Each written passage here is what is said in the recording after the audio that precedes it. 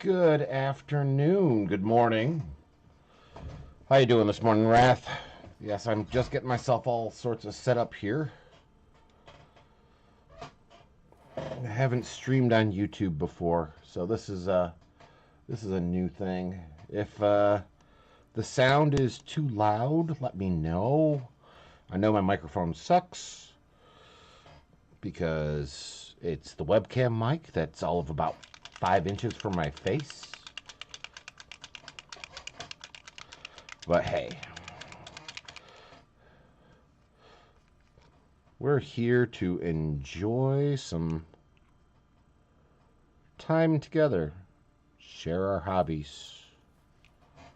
It's easier to paint with each other. I'm doing pretty well this morning. Thank you very much for asking.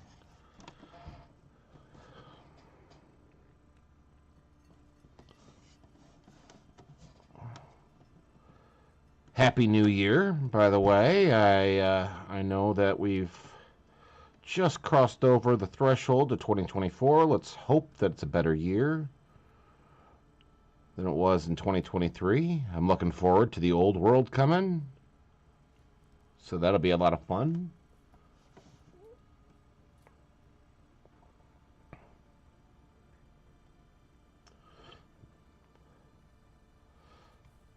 So I showed my wife your hobby shed, and she wants one of her own for her crocheting. I'm like, but I want my hobby shed. So we actually found a post the other day where people did a we shed instead, where it was 2 sheds. It was a he shed and a she shed, and they're connected by like a porch or a deck, and it was actually really funny to look at.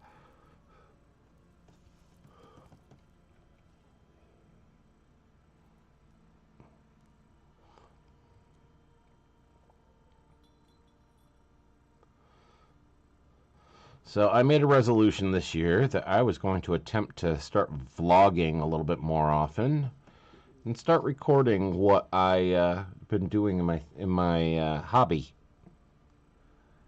And part of that was doing live stream events.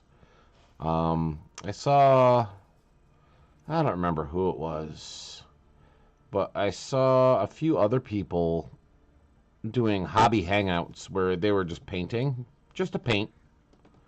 You know, nothing huge or anything like that. And I actually really enjoyed it because I was able to sit down and I was able to paint along with them. And I was like, you know what? When the new year happens, I am going to make myself a little hobby hangout so people can come do that.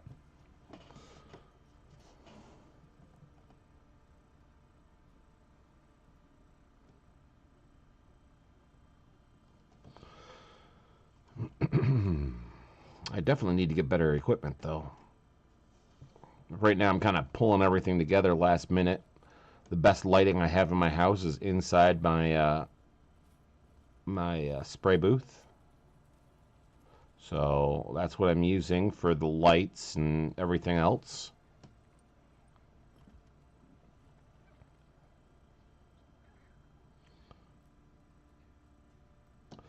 Now, I know it's not going to be a heck of a lot of fun to watch me batch paint 32 Thunderers, because that's what we have. We've got 32 Thunderers to do today. Well, over the course of however many days. I don't know how long it's going to take me. I'm a ridiculously slow painter. So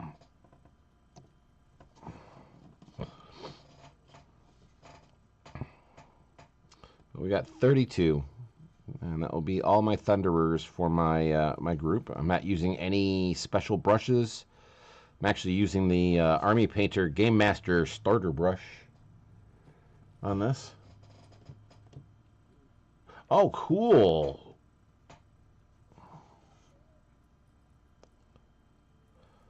You're going to make it all funky and give us different colors next time you stream?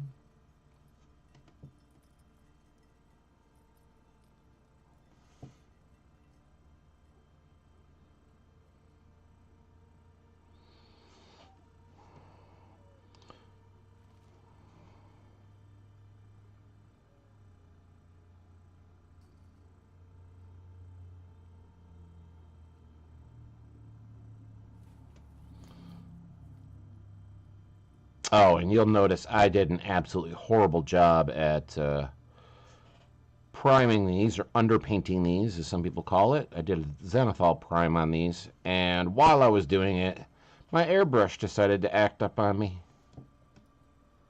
And I was like, ah, crap. So you'll see some that have some huge white splotches, which we're going to have to fix while we're doing this, so that way that doesn't come through. I am using Army Painter speed paints. Matter of fact, I'm actually using a first generation speed paint today. I'm using Crusader skin. That's what the using for all the skin of my dwarves is Crusader skin. I got, I think, 2 bottles of this to use up before I start tearing into my 2.0 stuff as far as like skin tones go. So I was like, you know what? A lot of dwarves would actually do it really well. Oh, you're doing work on your 4x4 table. Nice. Yeah, of course. They always break or they get clogged, as you're doing something, It's like, okay, I got it all cleaned out. I've got everything unblocked. I got everything else. And then you get like 2 models in and you're like, oh, come on, give me a break. So your cup is full.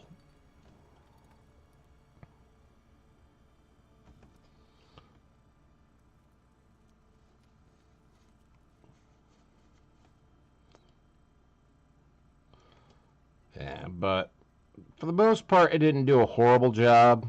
I still have not gotten the hang of priming with white out of my airbrush yet. As you can see, like, my recesses have more white in them than the high points. It's just a mixing thing. I just need to continue to mix.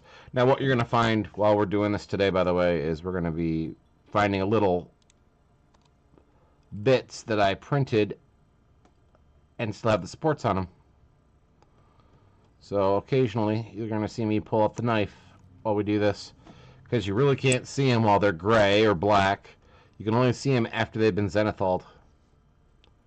So we'll get them cleaned up as we go along. Like there's a little one on the pouch.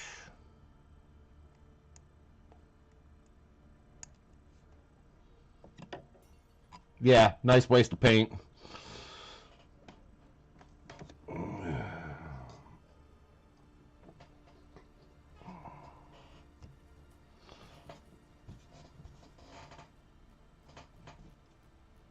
So, but Thunderers seem to be probably one of my favorite ranged units that we have. I've got a whole bunch of other units that I'm going to be pulling out soon. So, I've almost got, let's see, I got a Thane complete who has an Oath Stone. I have a unit of 24 warriors that are just shy of being done.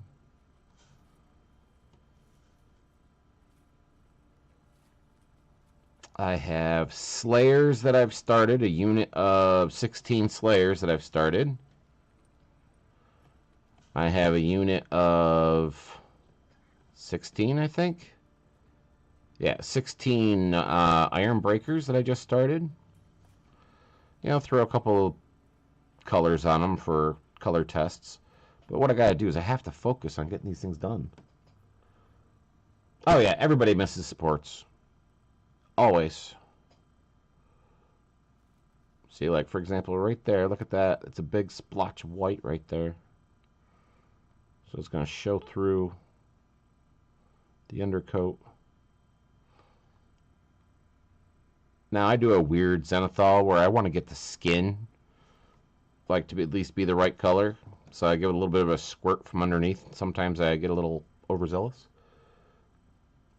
Your elven bows will show me. Yeah, whatever. You and your elven bows.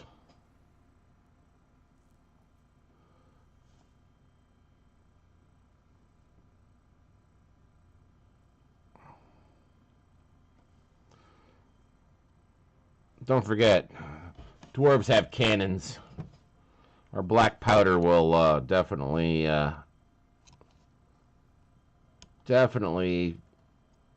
make you rethink that.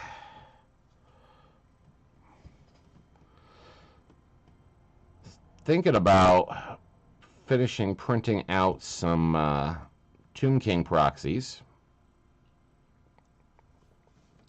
Possibly painting those as an actual video. And batch painting over 100 skellies.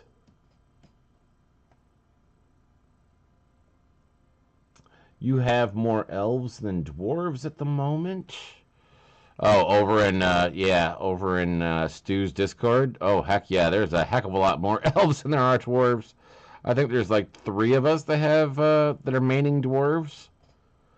Everybody else seems to be maining pretty much everybody else in the Discord. They all seem to be maining elves.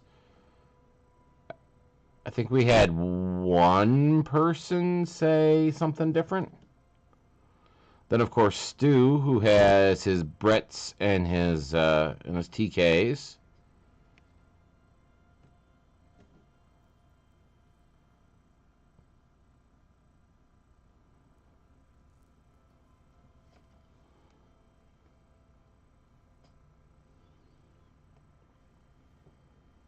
The true power.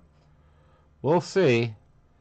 I did find PDF copies of a number of old scenarios. So, like the Grudge of Drong. Oh, good lord. I've actually found the Dwarf Wars scenarios and stuff like that. I would love to sit down and do battle reports and play on those. But that means I'd have to paint elves. Really? You're going to be maining TKs? That's going to be nice. I don't know what I feel about when it comes to the new TK Dragon, to be honest. Lore-wise, it doesn't fit with the old lore for TK. So I'm a little curious where the lore is going to be for that one.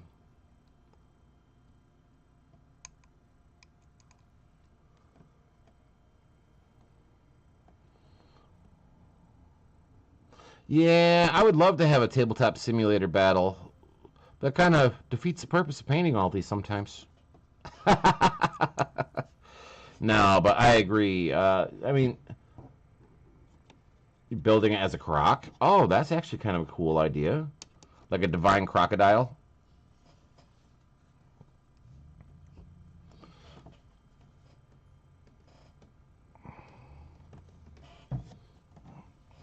That'd be actually pretty neat. But honestly, I'm looking forward just to playing games. I mean, my family all plays, and they more or less do it on the holidays because it's humoring dear old dad. My wife, in theory, plays. She has an army, and she wants to play Empire. I mean, Sisters of Sigmar is her Mordheim force. And so she wants to play Empire. And then she got looking over some of my old army books when I broke them out the other day. And she said, well, she basically fell immediately in love with Kislev. She loved everything about them. And she wants to play Kislev now. And I was like, are you kidding me? Really?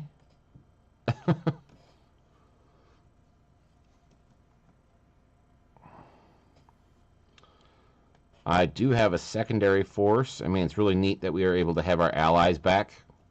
Like, what was it? 5th edition had allies?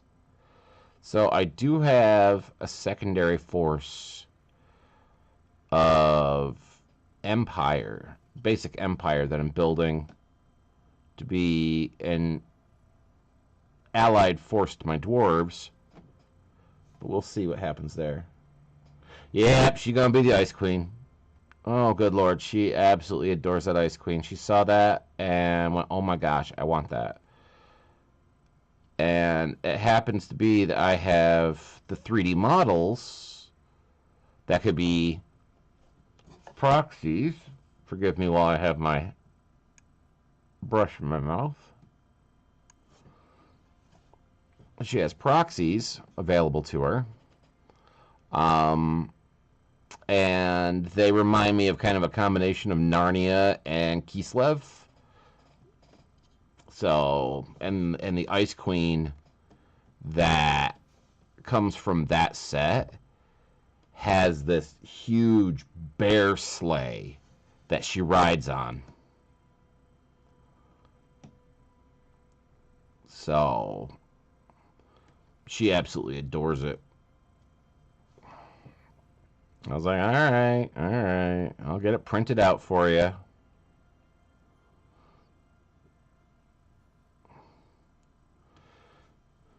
Of course, she's a slower painter than I am, so it'll take her months to complete.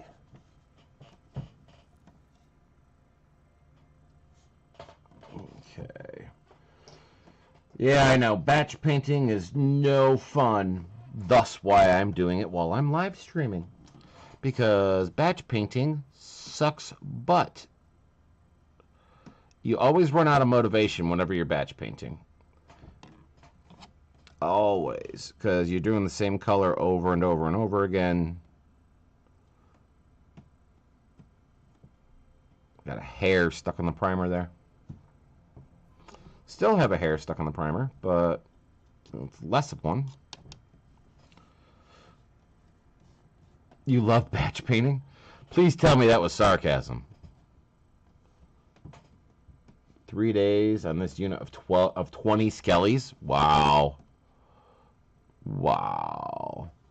I actually got a new skelly recipe for speed paints down. That'll have to share sometime in the near future.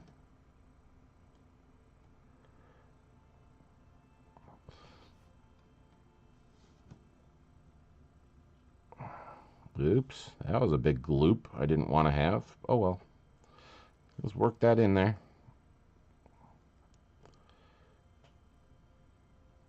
This dwarf has a farmer's tan. So you actually like batch painting. Okay, I can understand that. I honestly can.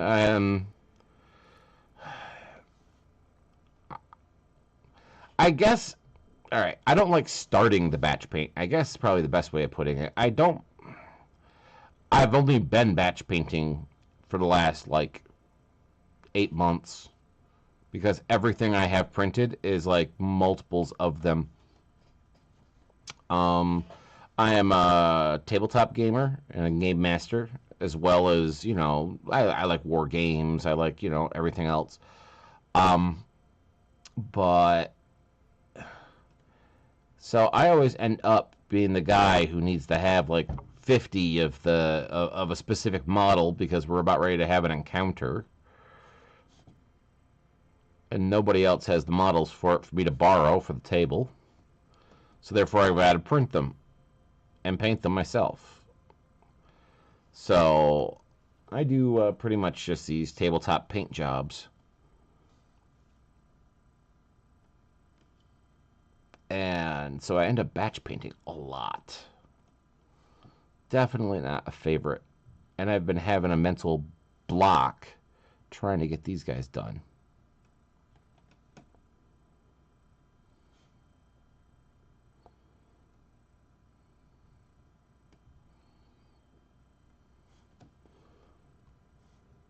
Oh, yeah, you supply the models for your gamer friends, too? Yeah, oh, good Lord. My favorite one was we were playing a game. I actually got to play for once, which was kind of weird.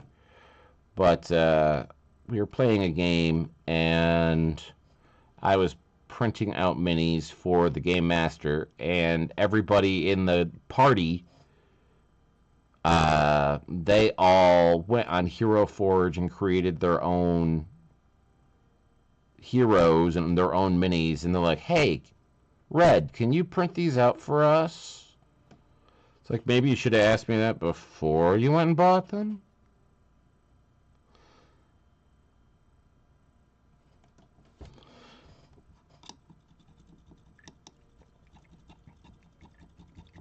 But no, I don't mind it at all. Matter of fact, I think I'm going to be doing an in-depth video a little bit later this month. I'm trying to collect video ideas that bring things like wargaming, tabletop gaming, and 3D printing all together. You know, my three passion hobbies that I really enjoy. I want to bring together. And I kind of saw something that was interesting the other day on Instagram. Oh, excuse me while I drink some coffee. The other day on Instagram, I saw a guy who had built a table for a RPG encounter. And I was like, oh, that's cool. It looks really nice. It was a big mountain scene. And I got thinking about it for a second. Now, as a war game table, that would have been fantastic because it had multiple heights. It was probably like 3 foot tall. It was like a 4x4 table. Icy mountain caps, you know, the whole 9 yards. And I was really impressed with how well it was built. You know, everything on it was very beautiful. You know, great scenery, great scenery. But I stopped and I thought about it for a second. He built that for a RPG encounter. And I went, huh, that's not the wisest decision. He probably put, I would say, anywhere between 40 and 80 hours of man hours into the project to make this table. And might get an hour, maybe an hour and a half's use out of it, ever. Because he made bespoke terrain and it was, well, an RPG encounter. It was a wilderness RPG encounter. Now, I'm not saying he couldn't use some of the terrain in the future.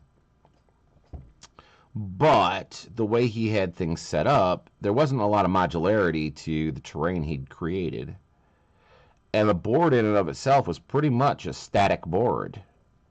Now, I'm okay with making static centerpiece boards. But still, you're shooting yourself in the foot. So I'm thinking about doing the idea of how to combine 3D printing with tabletop and wargaming to get the most bang out of your buck. I mean, you could craft these things by hand yourself as well, but get the most bang for your buck out of those things. I mean, they're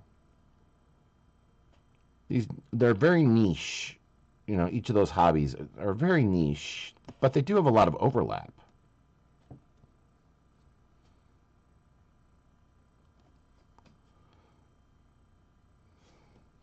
So now, Wrath, who do you get to play with over in your neck of the woods? Do you do battle reports yet? Did you get to sit down and get your battle reports started up? I so rarely get to actually watch any YouTube. I mean, I saw that you were going to do a lot of stuff on yours. I'm going to add a little bit here so I can get some in between his knuckles.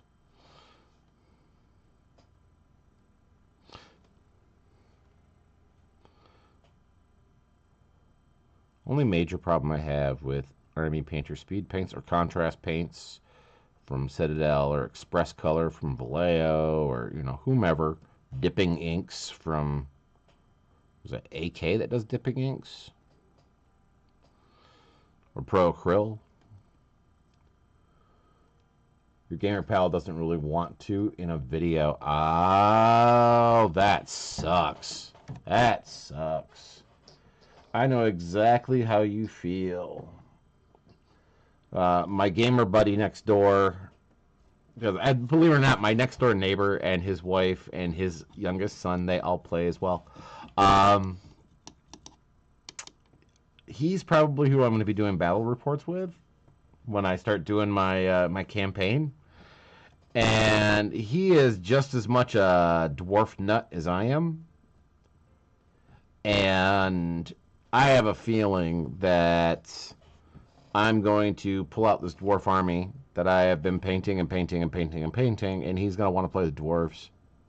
And I'm going to end up playing something else on the table against him for all the battle reports. But I plan on doing a campaign for these dwarves to find their home. Because right now we're saying that these dwarves are exiled. They're exiled dwarves. Dwarf Civil War. Yeah, I had thought about doing a Dwarf Civil War, but literally I would be the one who's painting two dwarf armies. While I like dwarves, I really don't want to have to paint two dwarf armies. And he wants to have a whole Slayer-based army, where it's literally just dwarves in kilts. And he did describe it as kilts, so I'd have to learn how to paint kilts. Dwarves in kilts running around with big weapons.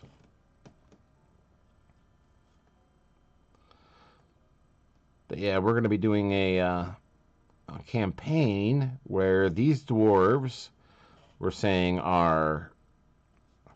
they've been ousted from their ancestral dwarven hold from a long time ago, and they have to go and re-find their way back to their ancestral home. So, I'm not sure how we want to run it yet, but we're getting there. Yeah, the good old tartan. My eyesight's bad enough as is. I do not need to sit here and paint itty bitty tiny little lines up and down somebody's some of these little guys' bodies.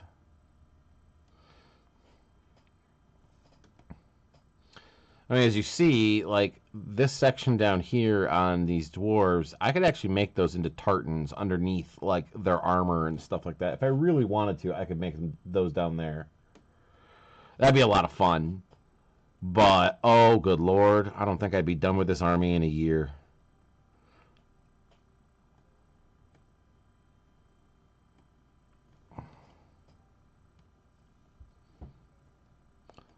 But yeah, I'm looking forward to getting some play going on. You know, taking out some of the old scenarios and games from some of the past editions and applying the new old world rules to them so we can replay them. I'm really curious to find out whether or not there is like skirmish rules that are going to come like as a normal thing with this. Is that a thumb? I think that's a thumb. Yeah, that looks like a thumb to me. I'd be really curious to see that. Same thing with siege rules. I really kind of want to see some siege rules in the newest edition, the newest old edition.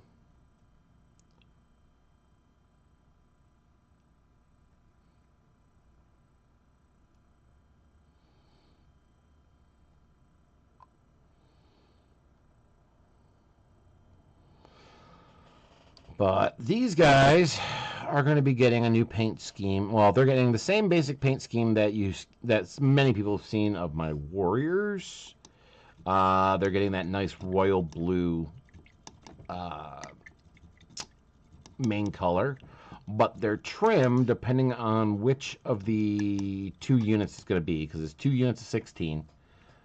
I'm going to do the trim around their armor down here and like on some of their surcoats and stuff like that. Some of them are going to have yellow, some of them are going to have red.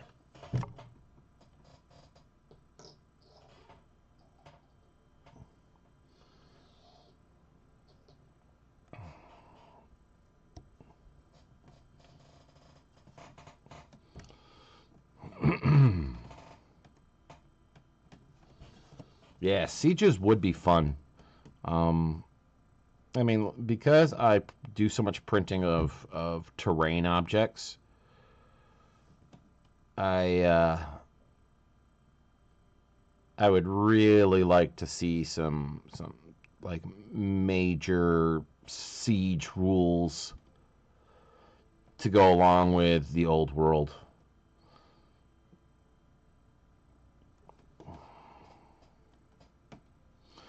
Because I would like to be able to print out the various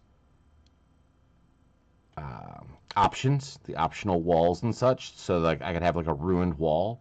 So that way, if something's destroyed, I can just pick up the intact wall off the table and replace it with a destroyed wall to show, hey, look, see, this one's broken. You're printing Minas Tirith and Helm's Deep at 20. Ooh, ooh, ooh, Minas Tirith. Yeah, that's a project. That is straight up a project. That's like a life project, is what that is. And Helm's Deep at the same time. Wow, wow. You know, and that's the only. I think that's one of the few miniatures games I haven't gotten into yet. Is Middle Earth strategy battle game. I haven't gotten into that one yet, and I'm a huge Tolkien fan.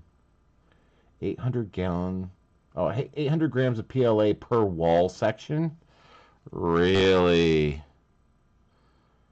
Wow. How big are your wall sections? How many millimeters?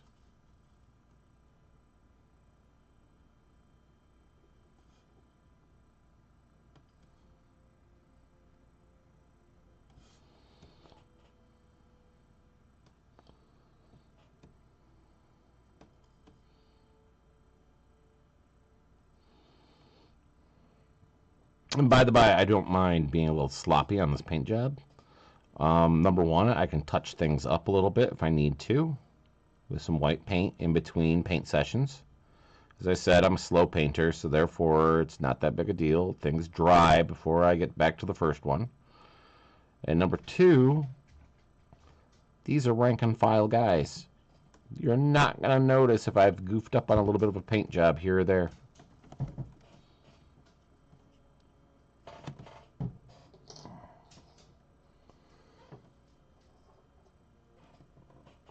Here's the second unit commander. Towers are 10 inches tall. Nice. So that's 250 mil-ish. Ish. The wall's 7.5 inches tall. Okay.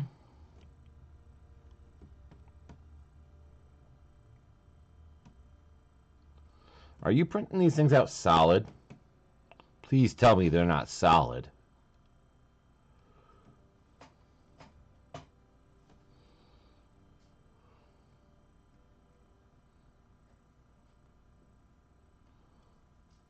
And about 10 inches long. So they're taking up your full bed. Oh, I was like, oh, please, dear God, tell me you're not doing that. Yeah, there's a guy who at my local friendly gaming store, who just got into 3D printing, and he was sitting down and he's printing out, I don't remember, he was making a castle or something like that he found online, and it came in multiple pieces and everything, and he's like, oh yeah, you know, I don't know if I can do this anymore. And I go, why is that? He goes, it's getting to be so expensive. I'm like, you know, knowing the price of PLA and stuff like that, I'm like, why do you think it's getting expensive? He goes, well, I'm printing out the castle. And I go, okay. He goes, it's taking me multiple rolls per piece to do. And I'm like, multiple rolls? What do you mean multiple rolls? And he goes, yeah. And he like brings a piece to me the following week. And the thing's heavy. I mean, the thing had to have weighed about 1.5 kilograms all by itself. And I was like, you printed this solid, didn't you? He goes, yeah, that's what I'm supposed to do, right? I'm like, oh no, buddy. No, no, no. On top of the fact that it was all warped and everything like that. Oh, it was. Oh, he did not understand slicer settings. He didn't understand anything. I was beside myself. I was like, dude. 5%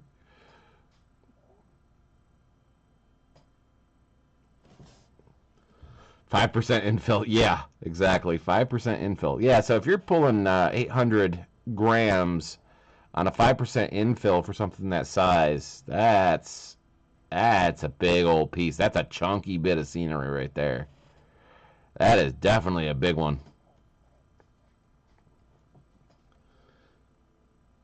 The deeping wall is really 6.5 feet long. Really, at scale, it's 6.5 feet. I don't think I realized that.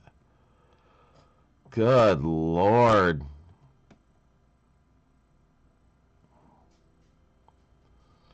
That'd be a hell of a battle. Oh, oh, the envy. I am green with envy right now.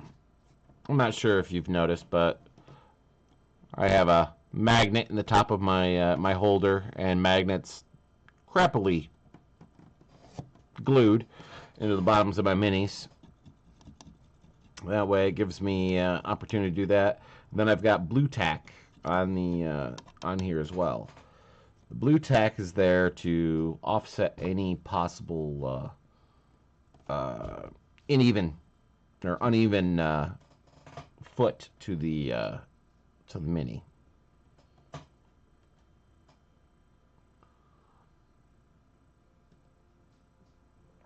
That'll be awesome. That'll definitely be awesome.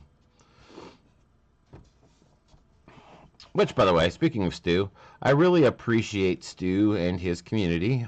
For anybody who is watching it now or maybe watching this in the future, um, I am definitely a happy camper with Miniature Realms. That would be Stu's YouTube channel and his Discord community. Fantastic guys and girls over there. Had a lot of great conversations into the wee hours of the morning.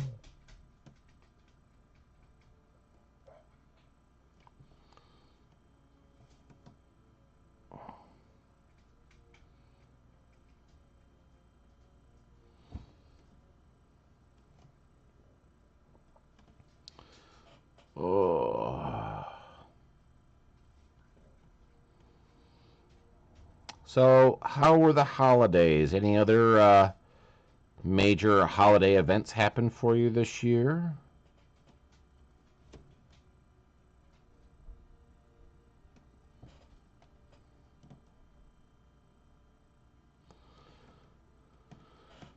That doesn't seem right. There we go. It was a little bit more oomph. I can always come back through and dry brush and take care of any other weird spots. Well, that was interesting. He has a big old bump right there on his arm.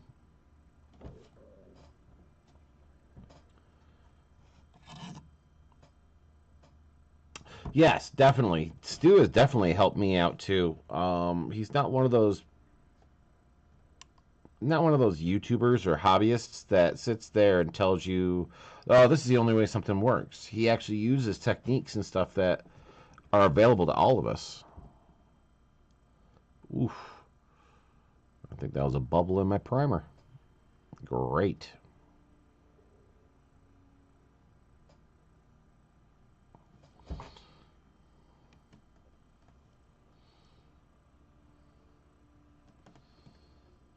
Just spent it painting. Yeah, I spent a lot of time painting and hanging out with my family. We actually had our all the kids came home from like all my adult kids came home and everything for the New Year more than Christmas this year, which was actually kind of nice. And we sat around and just chit-chatted and goofed around and hobbied and the whole 9 yards. It was a lot of fun to have all the kids back.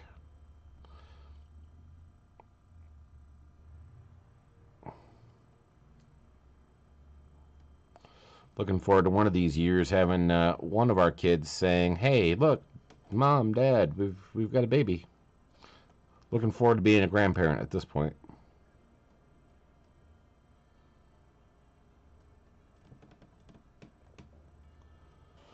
Oh, they haven't flown the nest yet? That's okay. It happens. Or it will happen eventually.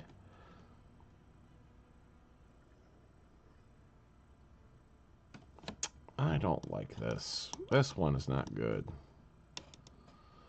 Thankfully, a lot of these guys will end up hiding on the table. Ooh, look at that. Yeah. That was a big old scrape.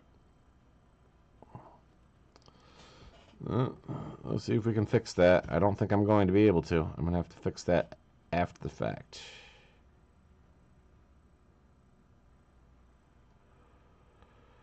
There we go. I'll put a line back into it. Yeah, fixing stuff like contrast paints or speed paints, that stuff is a pain in the butt to try to fix. 13 and 8 are yours right now? Nice. My youngest is 14. And then it goes, let's see, 14, 18, 23, and 24.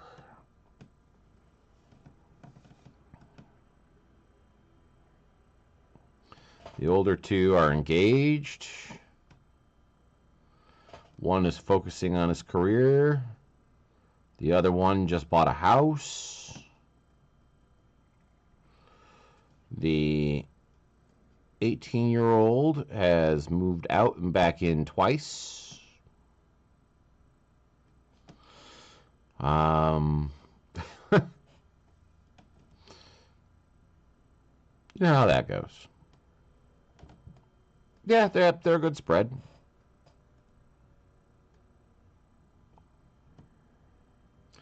Very proud of all my children. All my children are very, very good.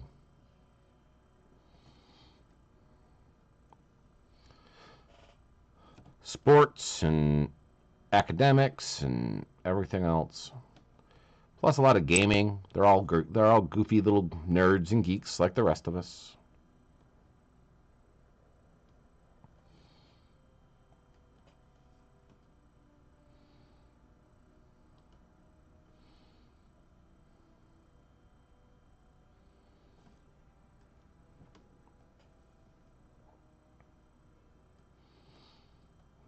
After I finish this guy, I need to take a sip of my coffee.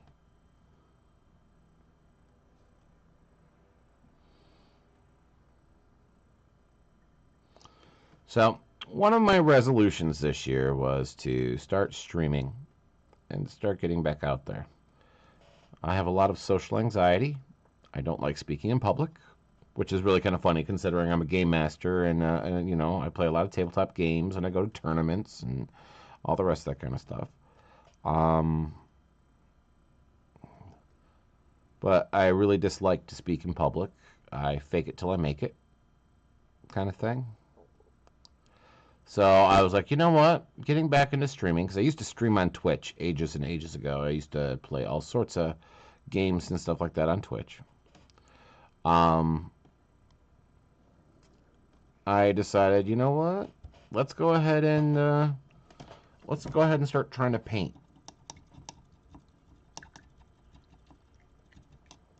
Help see if I can get some of the social anxiety out of me. Oh, gotta take the headphones off for a hot minute here. Oh, and the ridiculous, you know, magnifying lenses so that way I can actually see the minis while I take a quick sip of coffee.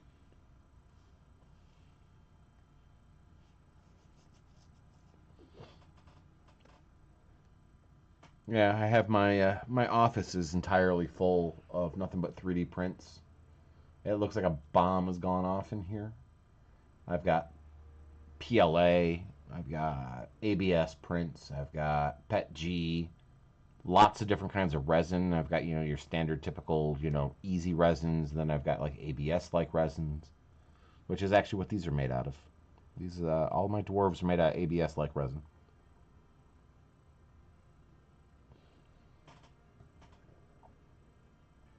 Oh, there we go. I probably should have tested this part out before I started streaming today, and that would be putting on my hobby glasses the same time I had a pair of headphones on. Those things squish right into the side of your head. It's like somebody trying to reach down and pop you.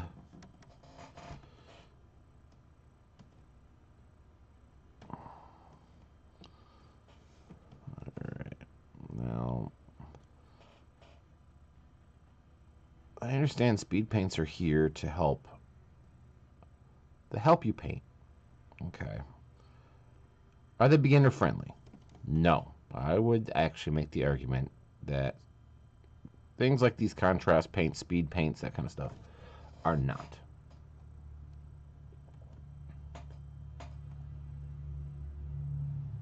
Exactly. It is definitely it's definitely a good spot for it. Yeah, streaming is your own safe place. So I've discovered a long time ago that trying to paint with some of these speed paints, every once in a while, I mean, as you can see probably in there's a little bit of a film going on inside my paint. That's it drying out. My air is dry. I don't have a lot of humidity in my area right now, especially during the winter. Um, so they like to dry out. There we go. That gives it a better flow. So every once in a while, I have to add a little bit of water back into it to rehydrate the paint a touch. But as I was saying, contrast paints, speed paints, whatever you want to call them, are not what I would call beginner friendly. I really wish these companies would stop trying to market them to beginners.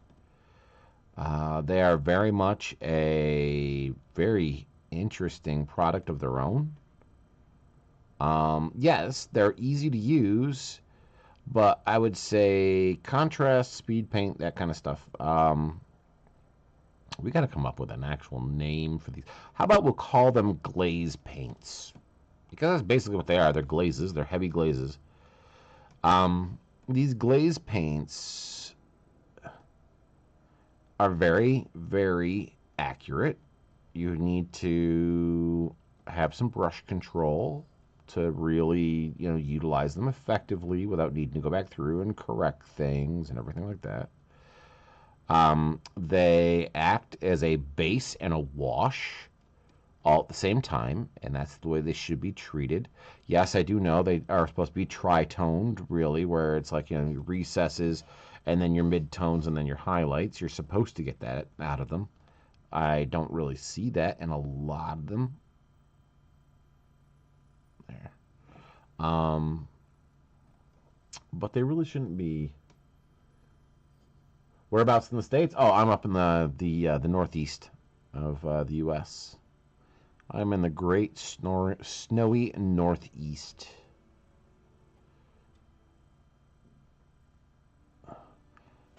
Up by Canada.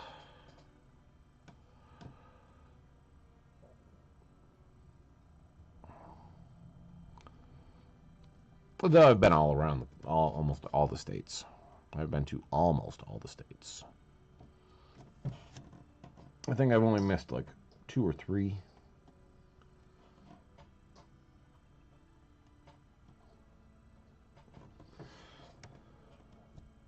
The way I have my pile sitting over here next to me of how these guys go, I actually I'm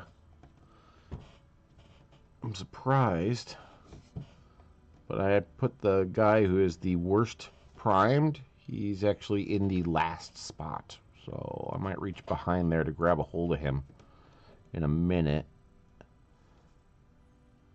to see if maybe we'll do him next. See how to correct it. Correct his poor priming. You have a pal of Texas, a pal in Arizona, and I'm planning a trip to Canada soon. Yeah, I thought I saw you say that you were planning a trip to Canada in the Discord chat. That's very awesome.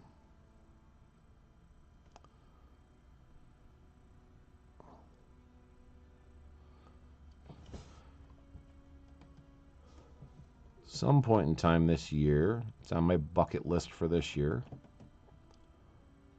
I plan on getting out of the house and going to an actual like convention or something like that. But I am not going to be going with these dwarfs because I wouldn't be able to play them because they're all 3D printed. I think that's stupid, and I'm not going to sit here and pay scalper prices on old models. So I'm going to have to wait to play my dwarves at a tournament, like a real tournament, until after Dwarven Holds comes out. Oh, you want to go to mini wargaming for a week? That'd be a lot of fun. That would definitely be a lot of fun. I've seen their stuff. They're good peeps. I like them. Believe it or not, the northeast of the U.S. up into Canada, where mini wargaming's at, they are actually almost in a straight shot, and there's a lot of streamers that are in the 3D printing and in the wargaming hobby space right up through this neck of the woods. I mean, it would be ridiculously easy to just say, hey, let's get all the following streamers together and go have like an entire convention just from them, because they're all pretty close to each other. So, alright, I know I said I was going to put this guy out, but I think I'm going to have to wait. So, what I did was, while I was spray painting this guy, or I'm sorry, while I was priming this guy, as you can see, the cup of primer dripped right down his front beard. Right down the front of his beard. So, I'm going to have to do something about that. I think I'm going to have to go back through and re-dry brush or something. I still haven't figured out what I want to do with that yet.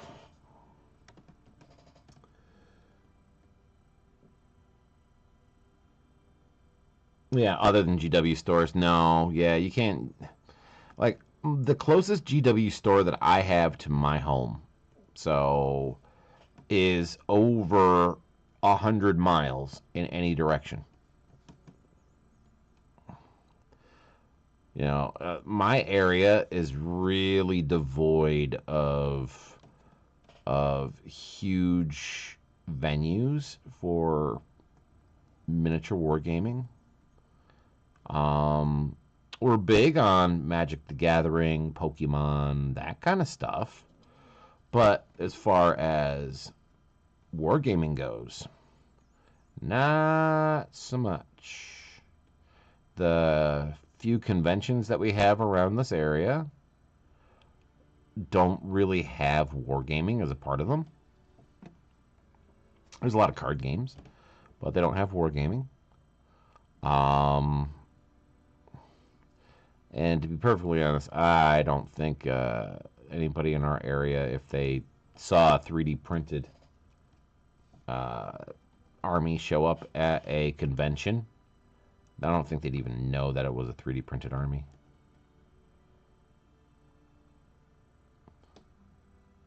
Not nowadays, anyway. Back in when I used to play on the convention circuit many, many, many moons ago, We had Grognards that could probably have told you exactly where each mini came from. You know, what year they came out, the whole 9 yards. And they would be the ones who were in charge of stuff like that. But they were very gatekeepy, so therefore they kept a lot of people out of the hobby in our area. And because there wasn't anybody around to pass that torch to like the next generation, it just never got passed. Which is funny considering the amount of GW stuff we have in stores in our area. We have a shit ton in our area. You bought 2 shades from GW store on Thursday? Gosh, you're a tenner. Stay away from the actual GW if you can. Yeah, well, yeah, definitely stay away from GW. I mean, I love their games. I really do. Their games can be good. But I think somewhere about the same time that they killed off the old world and decided they wanted to copyright everything is about the same time they stopped being that fun game. You know what I mean? The silliness, the tongue-in-cheek. I mean, there was one of the super rare GW models. Was it a dwarf or was it a human? I can't remember which. Who's flashing somebody? I think it's a dwarf. You know, it's an old metal miniature where he's basically in a trench coat and he's flashing people. You know, miniatures like that and the mindset like that is why people play your games. These games are meant to have fun. They're not meant to be like a secondary job. Well, let's see here. It sounds like something a scruffy dwarf would do. Yeah, that's true. Well, I mean, let's see. The dwarf slayers back in the day had booties that stuck out. So, like, you could actually paint their butts. The orcs, same thing. Goblins, same thing. There's, lewd reminders of things and different things. Like, there's some dogs of war that were a little bit lewd. I mean, I understand that they're trying to make them for an audience now, that you can't have those kinds of things anymore. And, I mean, let's be perfectly honest, R.I.P. Good Lord, I just forgot his name. One of the co-founders of Games Workshop passed away on the 30th. I can't remember his name off the top of my head. He was fantastic at, making sure that there's a little bit of a tongue-in-cheek aspect to some of these things, and to make it fun.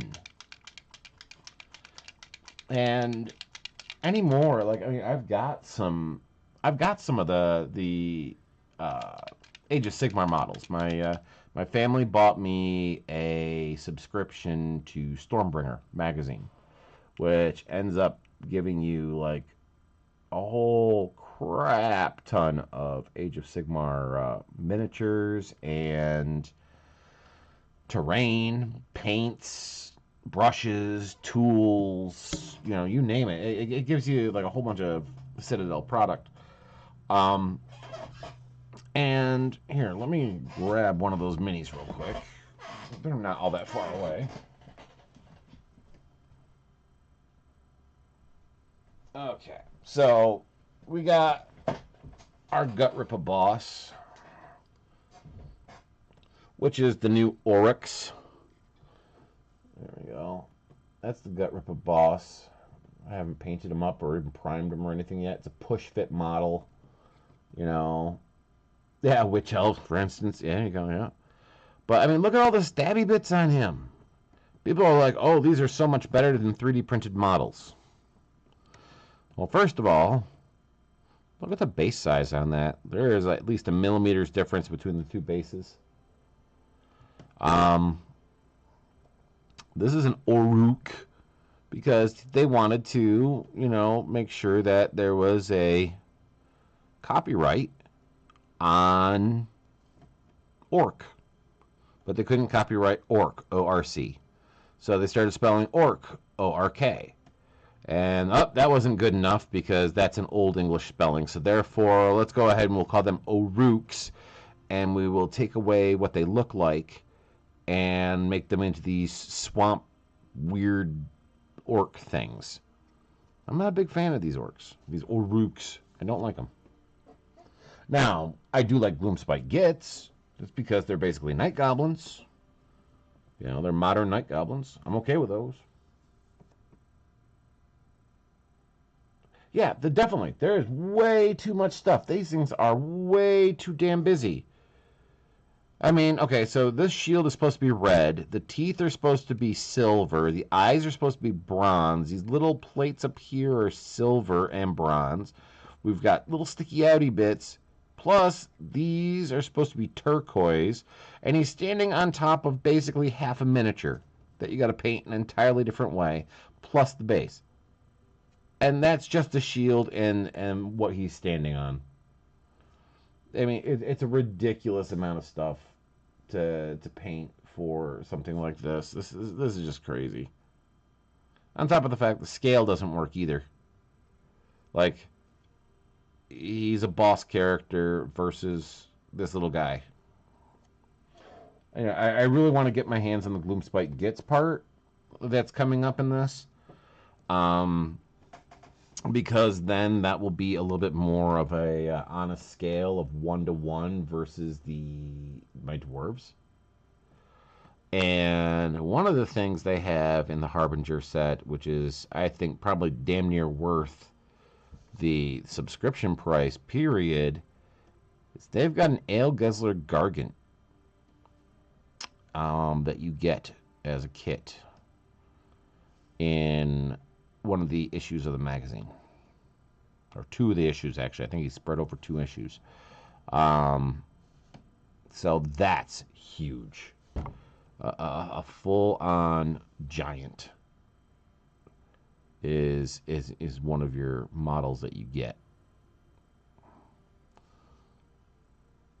That makes me happy. In the U.S., we just can't get our hands on some of those models. Yeah. But we'll see. I tried to record a unboxing video for the first 2 issues of Harbinger. I'm sorry, of Stormbringer.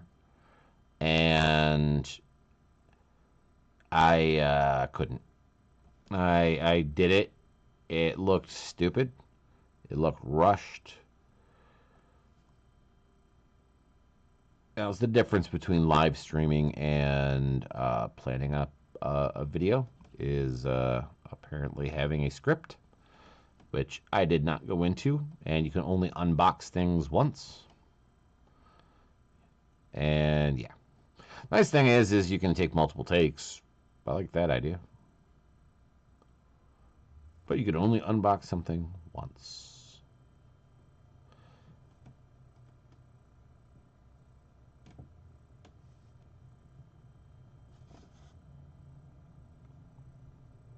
I know. This is absolutely probably one of the most weird things to do, is to sit here and just shoot the shit while you're painting skin.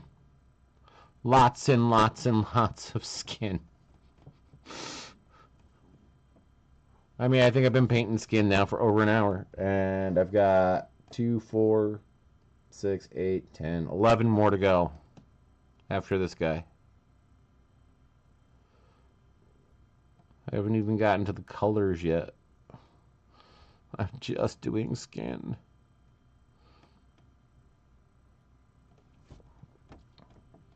But what's the script?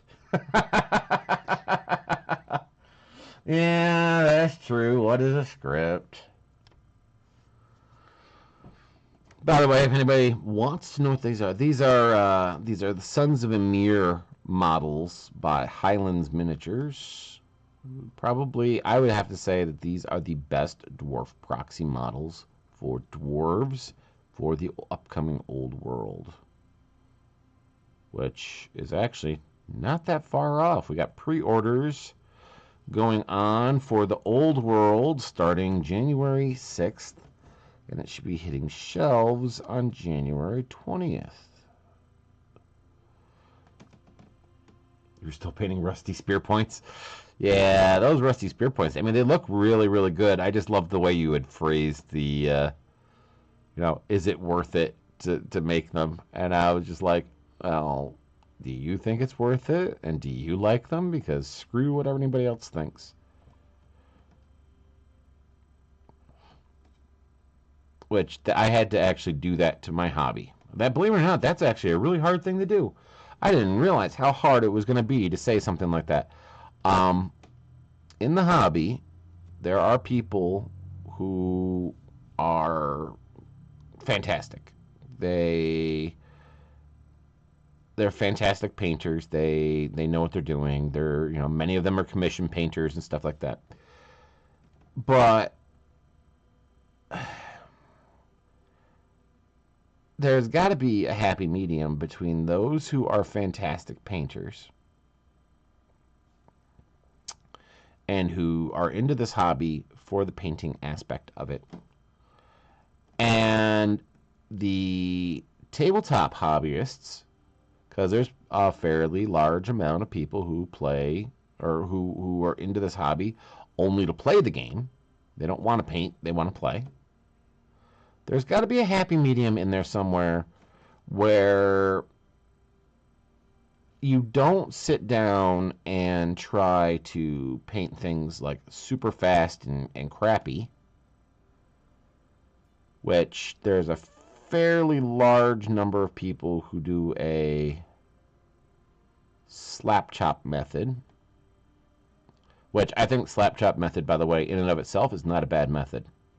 Ungrisai, or whatever you want to call it, underpainting. I think it's a fantastic method, and if it gets more models on the table and gets more people painting, then that's a fantastic thing to do.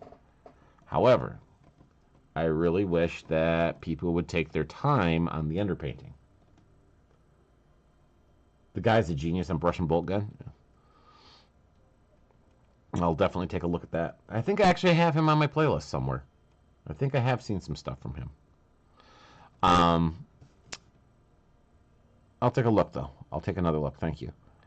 But lately, I've been watching lazy painters. Lots of lazy painters.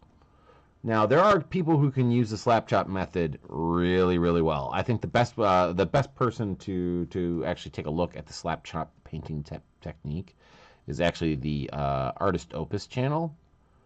Because, I mean, it's all about dry brushing. Artist Opus is all about dry brushing. So, therefore, of course, they're going to be like, hey, let's take a look at this slap chop technique. It's got a lot of dry brushing in it.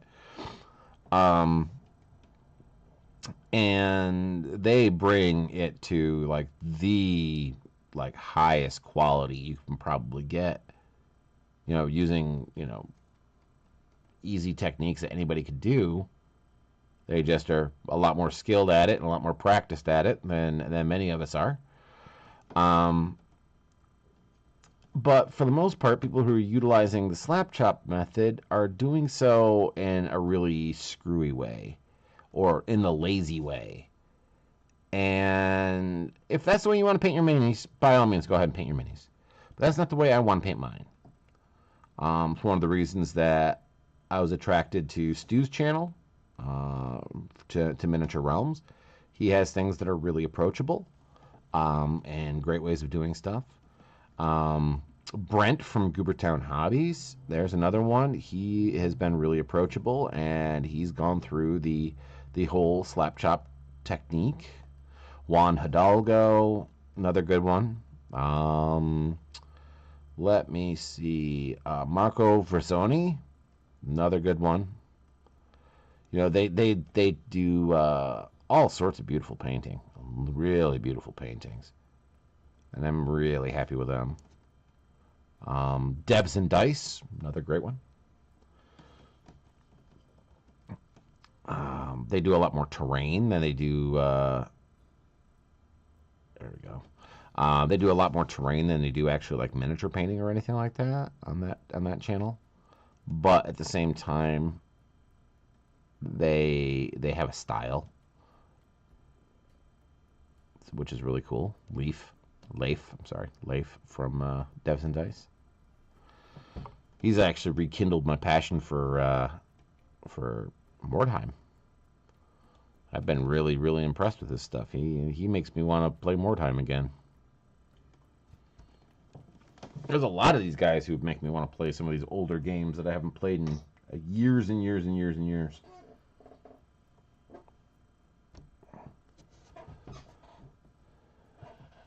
Oh!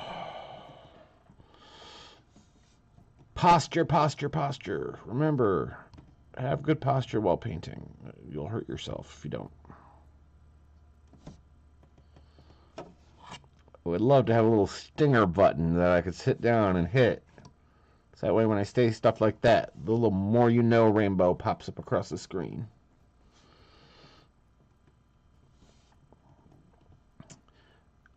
I still have not decided whether I'm going to be taking part in Dungeon 24 this year.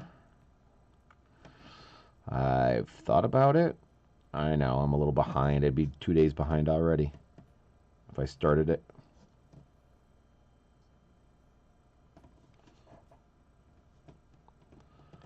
I have lots of ideas. My brain has been going overtime lately.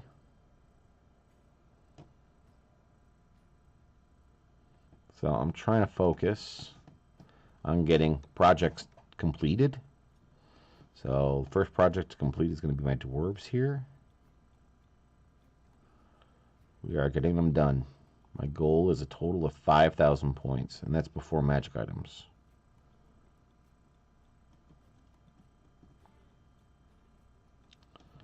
That is where we're going.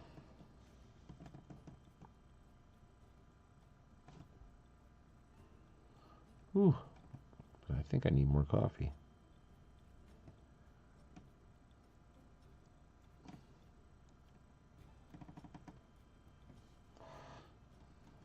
Wow, I've been painting for almost an hour and a half. That's actually pretty interesting.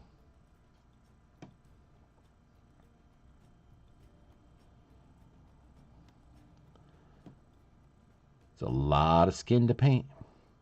Oh, something I've been listening to now while I've been painting and doing hobby stuff, and even when I was wrapping presents and stuff for Christmas, I started listening to the audiobook Troll Slayer, and I'm going to start getting into that entire series. Some great lore there with those books.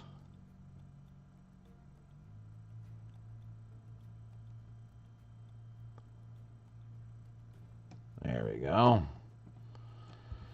Oh, goodness gracious. Almost there. Almost there. Yeah, I'm doing 5,000 points. Once I get into a couple of episodes of doing this kind of stuff, because I would like to make this into a weekly hobby thing where I sit down, people can come, they can paint, you can talk with me, because let's be perfectly honest, this hobby's a lot easier to do if you are able to have somebody to hang out with. Oh, not a problem. You go have fun. Give your wife and my kids kisses. But thank you for coming by, Wrath. We will see you next time. Silly, silly little elf boy.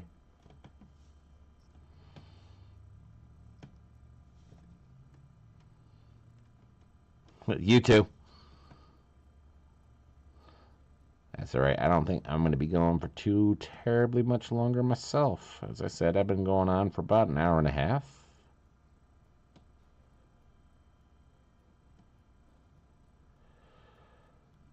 Oh. Which, by the way, if anybody wants to know, Wrath and Ruin has his own channel.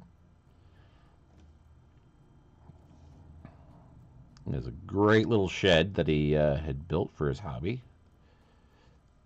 Definitely go check him out.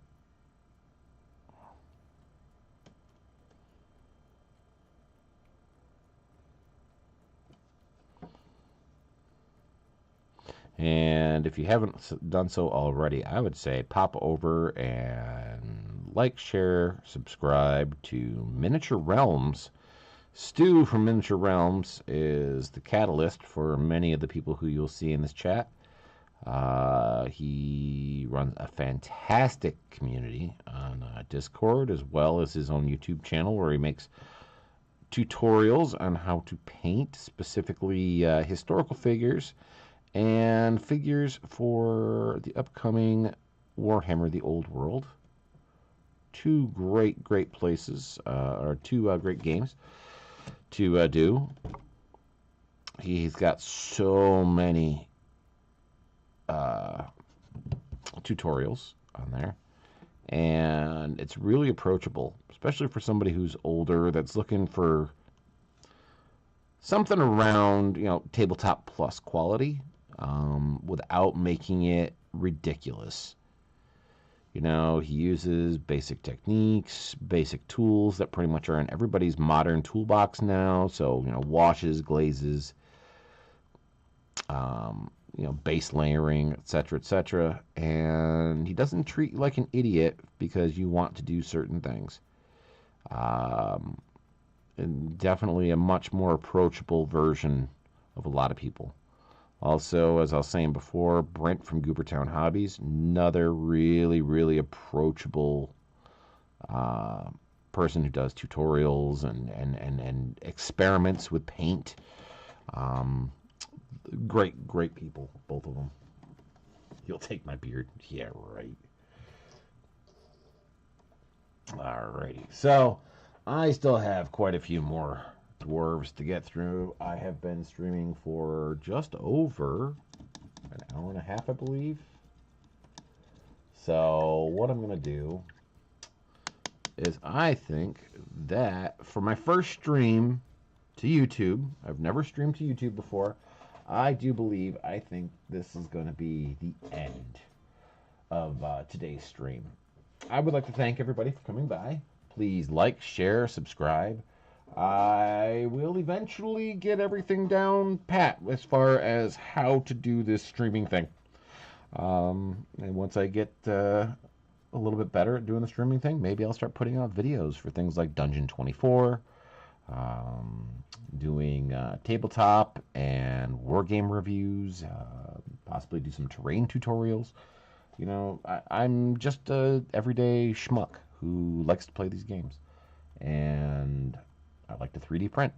So let's see if we can combine those two things together.